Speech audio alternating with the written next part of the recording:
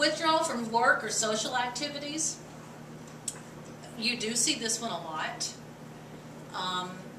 My mother, again, I use her as an example for this. We went to church every Sunday, and we got to the point where as soon as the church services were over, and we might have been sitting in the middle of the church, but as soon as church services were over, we were the first ones out the door. I did not know my mother could move that fast, but we were the first one out the door. And the reason for that is she did not want to become engaged in a conversation with someone. Because, oh my gosh, what was she going to say? What were they going to ask her? It made her very uncomfortable.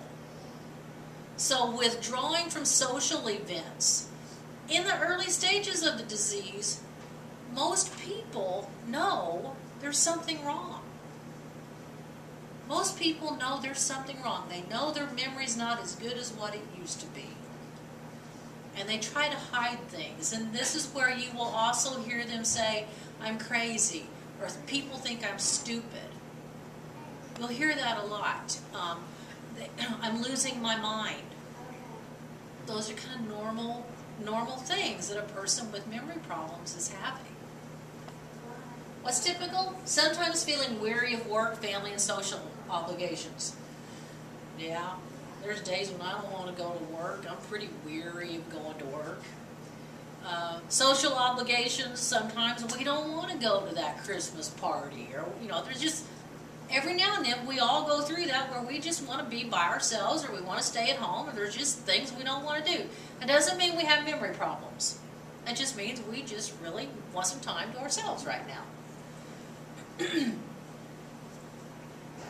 Changes in mood or personality. And this one is where it really, this one is probably the one that angers me more than any other sign of the disease.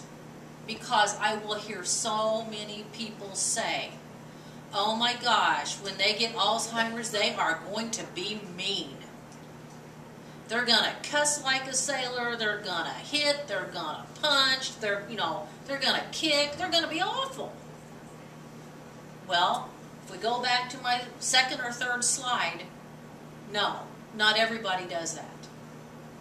There are a few who do have those traits.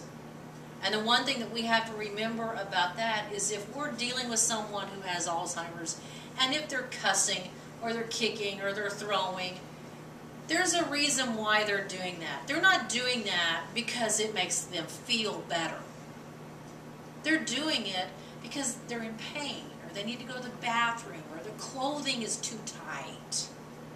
There's a reason why they're doing that. It's not, and it may be because we're asking them to do too many things. So if a person becomes angry, you have to remember, just like when we were children, or when our children were children, why do little ones throw fits? There's a reason why. It's usually because they can't have the candy bar at the checkout lane or something like that. But there's a reason why. So changes in mood or personality. That definitely can happen, but it does not happen to everyone. Oops. What's typical? Developing very specific ways of doing things, and then becoming upset when your routine is disrupted. My mother always cleaned house on Saturday morning. Oh my goodness, we cleaned house, we did laundry, everything was done on Saturday morning. And if one of my aunts would stop by to visit her and broke up that routine, oh my word, you would have thought the world was coming to an end. Now, my mom did not have signs of Alzheimer's back then, but she knew what she had to get done, and she needed it to get done now. And having looked back on that now, I really wish my mother would have said to her, here's the pledge, you do that room. When her sisters came in to visit, well, okay, we'll visit, but we're going to do what I need to do first. I have just a different way of looking at things now.